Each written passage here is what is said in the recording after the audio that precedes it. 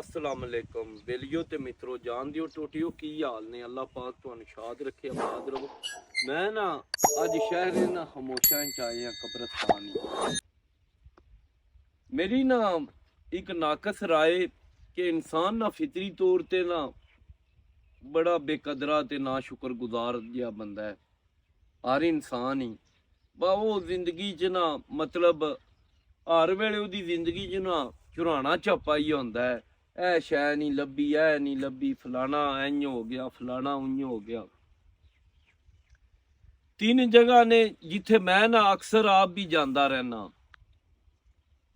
एक कब्रस्तान, हुण वेखो ना इस कब्रस्तान विच कैसा कैसा चौधरी लेटे है। मुरब्बियां दे मालिक भी लेटे ने, इत्थे माड़े तू माड़ा बंदा भी लेटे है। लेकिन आलमोस्ट ना सारियां दी कबरां ते ना इक्को जी हालत है। किसी दे घर दे साल साल नहीं परतदे, किसी दे 10-10 साल नहीं परतदे। ये जड़ियां तीन जगह ने ना अगे मेरी वो गल राह च ही रह गई। इन्हां ते ना इंसान नू ना हर महीने बाद एक बारी कम से कम लाजमी जाना चाहिए।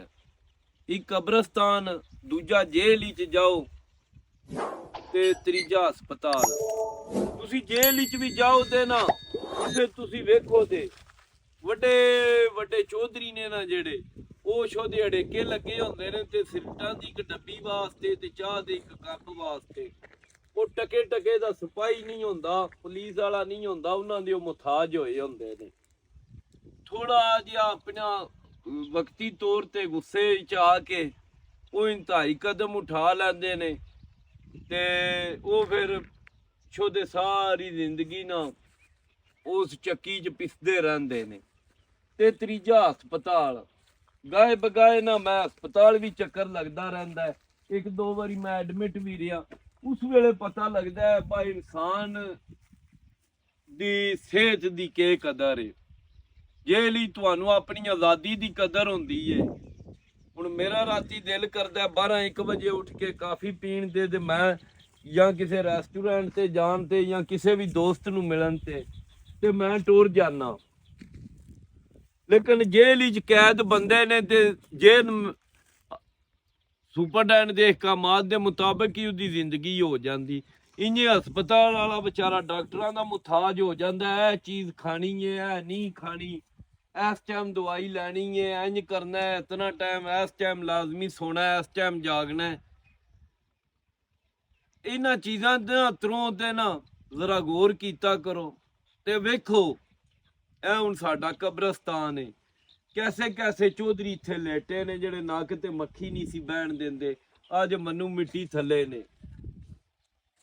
अज उन्हां दीयां घरां, उन्हां दीयां जायदादां, उन्हां दीयां हवेलियां दे मालक अननोन ने जेड़ियां बंदियां नूं ना वेखे आई नहीं। अज उन्हां दा भी तकबर उसे लैवल ते ही है। मैं ना अक्सर एक गल करना, मैं ना जदों कोई नवां बाद शहर होया होवे ना उत्थे जाना। ਹੁਣ मैं ਉਹਦੀ ਤੁਹਾਨੂੰ इस्लामाबाद ਦੀ ਮਿਸਾਲ ਦੇਣਾ। ਉਹ ਸ਼ਹਿਰ ਨਵਾਂ ਆਬਾਦ ਹੋਇਆ, ਪਹਿਲਾਂ ਉੱਥੇ ਪਿੰਡ ਹੁੰਦੇ ਆ। ਉਹਨਾਂ ਦੇ ਪਿੰਡਾਂ ਦੇ ਚੌਧਰੀ ਵੀ ਕਹਿੰਦੇ ਆ ਬਸ ਜਦੋਂ ਮੈਂ ਨਾ ਹੋਇਆ ਇਹ ਬਦਲਾਂ ਦੇ ਰੰਗ ਹੋਰ ਹੋ ਜਾਣੇ ਨੇ। ਅੱਜ ਉਹਨਾਂ ਦੇ ਕਿਸੇ ਕਬਰਸਤਾਨ ਉੱਤੇ ਪਲਾਜ਼ੇ ਬਣੇ ਨੇ, ਕਿਸੇ ਉੱਤੇ ਹਾਊਸਿੰਗ ਸੁਸਾਇਟੀਆਂ ਬਣੀਆਂ ਨੇ, ਕਿਸੇ ਕੋਈ 에ਅਰਪੋਰਟ ਵਿੱਚ ਆ ਗਿਆ, ਕੋਈ ਕਿਸੇ ਵੀ ਸਰਕਾਰੀ ਬਿਲਡਿੰਗ ਦੇ ਥੱਲੇ ਆ ਗਿਆ। ਇਸ ਗੱਲੇ ਨਾਲ ਇਸ ਵਕਤ ਦਾ ਕੋਈ ਨਹੀਂ ਪਤਾ ਹੁੰਦਾ।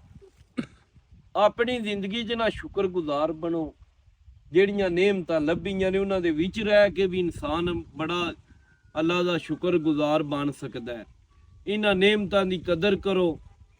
ਇਹਨਾਂ ਲੋਕਾਂ ਕੋਲ ਪੁੱਛੋ, ਇੱਥੇ ਜਵਾਨ ਵੀ ਲੇਟੇ ਨੇ, ਬੁੱਢੇ ਵੀ ਲੇਟੇ ਨੇ, ਇੰਤਹਾਈ ਖੂਬਸੂਰਤ ਲੋਕ ਵੀ ਲੇਟੇ ਨੇ, ਬੜੇ ਬੜੇ ਵੱਡੇ ਮਾਲਕ ਵੀ ਲੇਟੇ ਨੇ। ਲੇਕਿਨ ਉਹ ਸਾਰੀਆਂ ਚੀਜ਼ਾਂ ਉਹਨਾਂ ਦੀਆਂ ਤੇ ਵਕਤ ਦੇ ਨਾਲ ਖਤਮ ਹੋ ਗਈਆਂ ਨੇ ਨਾ। अपनी जिंदगी नू ना इंजॉय करो, हर हाल ही अल्लाह दा शुक्रगुजार रहो। ਜਿਹੜੀਆਂ नेमतां ਲੱਭੀਆਂ ਨੇ ਉਹਨਾਂ ਨਾਲ ਲੁਤਫ ਅੰਦੋਜ਼ ਹੋਵੋ।